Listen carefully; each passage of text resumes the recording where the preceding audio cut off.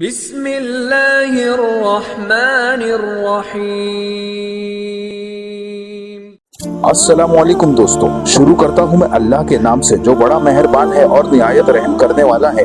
ہمارے پیارے نبی حضرت محمد مصطفیٰ صلی اللہ تعالی علیہ وسلم نے یہ فرمایا ہے کہ ساری دنیا ظلم و ستم اور بربریت سے گری ہوگی جب حضرت امام مہدی کا ظہور ہوگا، اور مسلمانوں کی حفاظت کے لیے امام مہدی تشریف لائیں گے اور پوری دنیا میں ظلم و ستم سے اور ناانصافی سے امام مہدی بچائیں گے۔ تو چلیے میرے دوستو، ہم ہماری ویڈیو شروع کرتے ہیں جس کا نام ہے دی ارائیول آف امام مہدی۔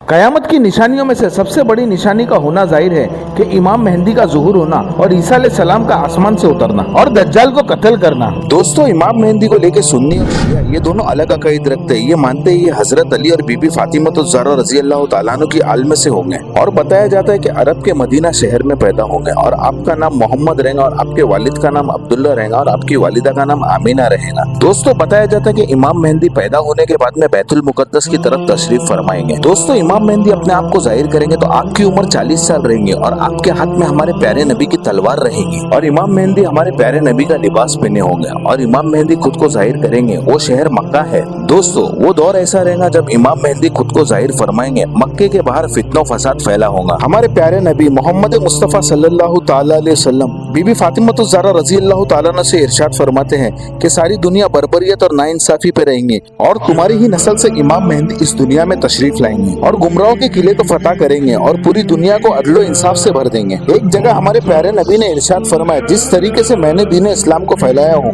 وہ بھی اسی طریقے سے دین اسلام کو پھیلائیں گے۔ جو دنیا ظلم و ستم سے بھر گئی ہے وہ دنیا کو عدل و انصاف سے بھر دیں گے۔ ایک جگہ حضرت عبداللہ ابن مسعود رضی اللہ تعالیٰ عنہ نے فرمایا کہ رسول اللہ صلی اللہ تعالی علیہ وسلم نے ارشاد فرمایا کہ جب تک کہ میرے اہل بیت میں سے کوئی ایک شخص کی حکومت قائم نہیں ہوگی جب تک کہ دنیا ختم نہیں ہوگی۔ اور آپ کو پتا ہے کہ عرب میں آج تک کے اہل بیت کی حکومت قائم نہیں ہوئی ہے۔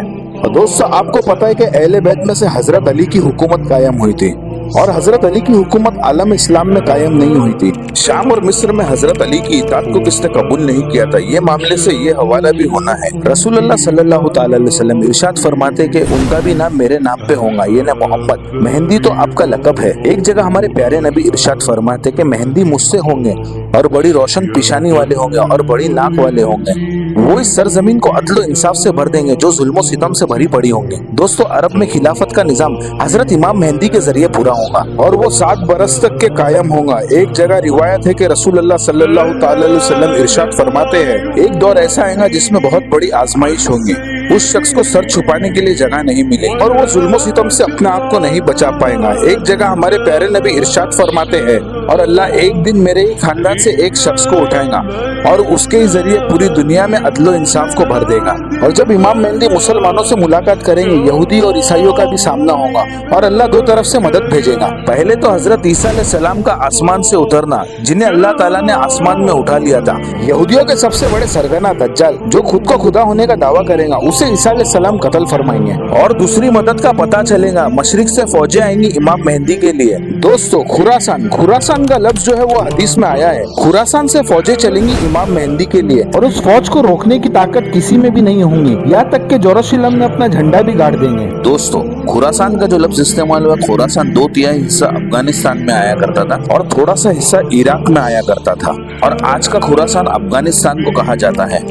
خراسان سے حصہ چلے گا امام مہدی کی قیادت کے لیے، اور اسے روکنے کی طاقت کسی میں بھی نہیں ہوگی، اور خراسان سے لشکر چلے گا اور جا کے یروشلم میں نصب ہوگا۔ پہلے بھی ایک بار نکل چکا تھا یروشلم مسلمانوں کے ہاتھوں سے، اور عربی واپس نہیں لے پائے۔ سلطان صلاح الدین ایوبی نے حاصل کیا، اور آج بھی عربی لوگ یروشلم کو واپس نہیں لے سکتے۔ لیکن دوستو، امام مہدی کے ظہور کے بعد میں چند لمحے کے بعد میں مسلمان وہ سب کچھ حاصل کر لیں گے جو مسلمانوں نے صدیوں سے نہ حاصل کر پائے۔ دوستو، ہماری دنیا میں 3 عبرانی مذہب کو ماننے والے ہیں، جیسے کہ یہودی، عیسائی اور اسلام کو ماننے والے ہیں۔ یہ دنیا ایک دن ختم ہو جائے گی، اور آخرت کے دین پر سب یقین رکھتے ہیں، اور ہر دین میں ایک مسیح آئے گا۔ اور عیسائیوں کا ماننا ہے کہ عیسیٰ علیہ السلام اس دنیا میں واپس سے آئیں گے، اور بے شک مسلمانوں کا بھی یہی ماننا ہے کہ وہ اس دنیا میں ضرور واپس آئیں گے۔ لیکن مسلمان حضرت عیسیٰ علیہ السلام کے ساتھ ساتھ حضرت امام مہدی کے ظہور کا اعتبار رکھتے ہیں، اور یہودیوں کا مسیح کوئی اور نہیں، دجال ہے جو خود کو خدا ہونے کا دعویٰ کرے گا اور اس دنیا میں فتنوں فساد کو بڑھاوا دے گا، اور وہ इस दुनिया में ऐसे कारनामे दिखाएगा और वो मरे हुए शख्स को जिंदा करेगा। लोग समझेंगे कि वो खुदा है,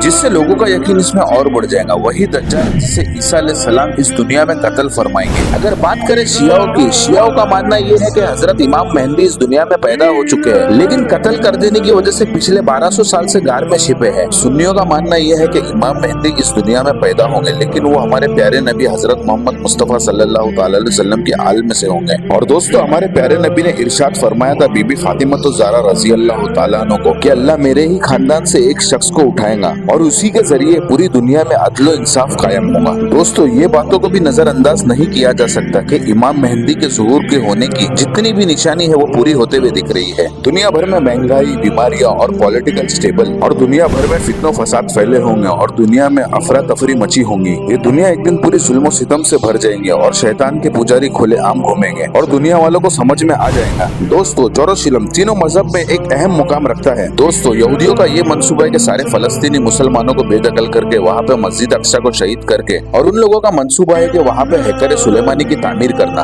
इमाम मेहंदी का साथ देने के लिए काले झंडे के साथ में फौज चलेंगे इमाम मेहंदी के लिए, और ये लश्कर निकलेगा खुरासान से और जाकर मिलेगा इमाम मेहंदी के साथ। शायद वो वक्त नजदीक है जब ये लश्कर चलेगा। जब ये लश्कर चलेगा अल्लाह के सिवा कोई नहीं जान सकता, लेकिन ये निशानी पूरी होते हुए दिख रही है। साथ ही कयामत की निशानी भी पूरी होते हुए दिख रही है जो हमारे नबी ने फरमाई थी, जैसे कि जलजले का आम हो जाना, अरब के सहराओं में से हरियाली का निकलना और अरब के लोगों में बड़ी बड़ी इमारत बनाने का मुकाबला। मैं नहीं जानता ये वक्त कब आएगा, लेकिन अल्लाह हमें इस लश्कर का सिपाही बनाए और इमाम मेहंदी के साथ जंग पे शहादत नसीब फरमाए और जेरूसलम को इमाम मेहंदी के जरिए फतह फरमाए। मैं जानता हूँ कि मुसलमान नौजवानों में आज भी वो जज्बा मौजूद है जो शहादत को गले लगाना चाहता है, शहादत को अल्लाह का इनाम समझता है, लेकिन हमें हमारे नबी की सुन्नत पर भी चलना है। और हाँ दोस्तों, 5 वक्त की नमाज पाबंदी से पढ़ना है और कुरान की तिलावत करना है और बुरे लोग और उनकी बुराइयों से दूर रहना है।